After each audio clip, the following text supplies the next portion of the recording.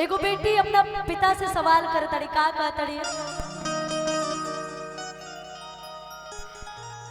कि कवने कारण पापा आर ससुरा हमके भेजो तारा कि कवने कारण पापा आर ससुरा हमके भेजो तारा। मुझे नहीं लगता है कि गीत में पूरा गा पाऊंगी अच्छे से। आरे घर के दुलारी धिया आरे काहे आज तेज तारा कि घर के दुलारी धिया काहे आज तेज तारा कवने कारण पापा ससुर हमके भेज तारा कवने कारण पापा ससुर हमके भेज तारा कवने कारण पापा ससुर हमके भेज तारा।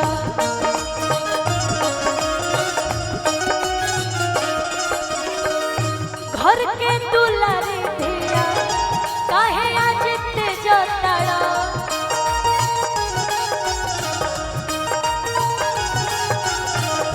घर के दुलारी धिया काहे आज तेज तारा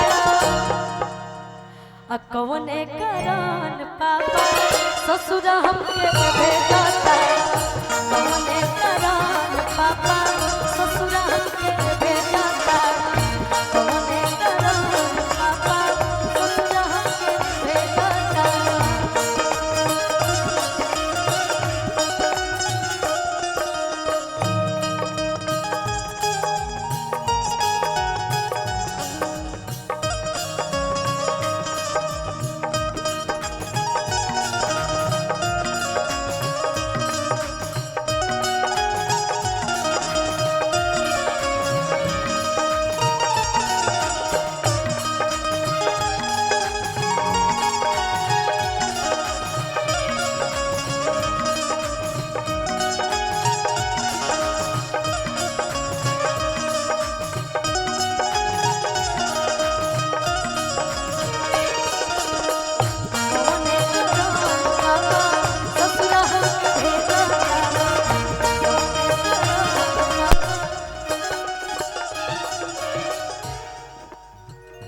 बहुत अपने आप को कंट्रोल करते हैं, सच बता रहे हैं। जब ये गीत गाते हैं तो नहीं चाहते हुए भी आंसू आ ही जाता है मुझे, क्योंकि देखिए हम लोग भले हंसाते हैं लोगों को, वो अलग बात है, कलाकार है, हर तरीके से रहना पड़ता है लोगों के बीच में, कितना भी तकलीफ हो मन में, लेकिन लोगों के बीच में हंसता हुआ चेहरा ही लेके आना पड़ता है। आप रोते हुए कभी नहीं आ सकते हैं, चाहे अंदर कितना भी तकलीफ हो।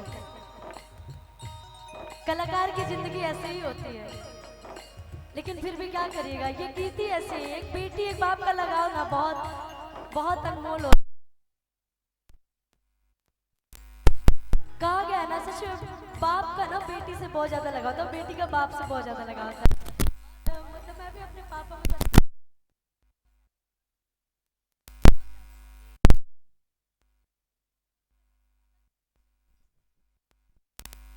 और कहा तड़ी बचपन से पाली पोसी कैला से आन पापा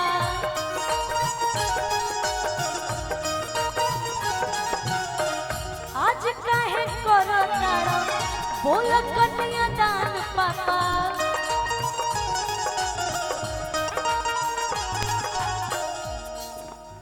सब लोग चाहते हैं कि ये दिन देखें, हर माता पिता चाहते हैं कि हम ये दिन देखें अपने बच्चों का, हर बेटी भी चाहती है, लेकिन इस समय जो वो दर्द महसूस होता है एक बिछड़ने का अपने परिवार से, वो कोई भी हो, कोई भी करोड़पति हो अरबपति हो, विदाई के टाइम कन्यादान के टाइम आंख से आंसू आ ही जाता है, कितना भी पत्थर दिल इंसान हो।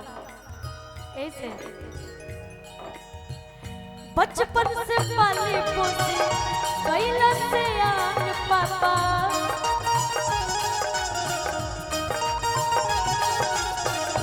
आज काहे करो तारा बोल कन्या दान पापा।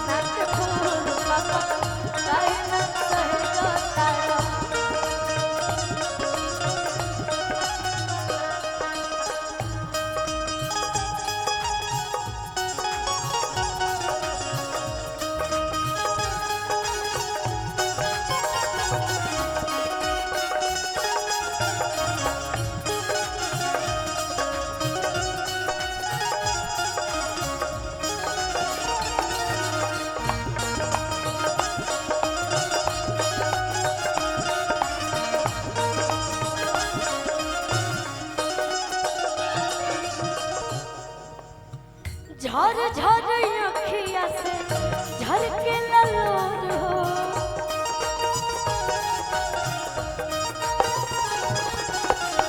तब न मोहा बनेला कठोर हो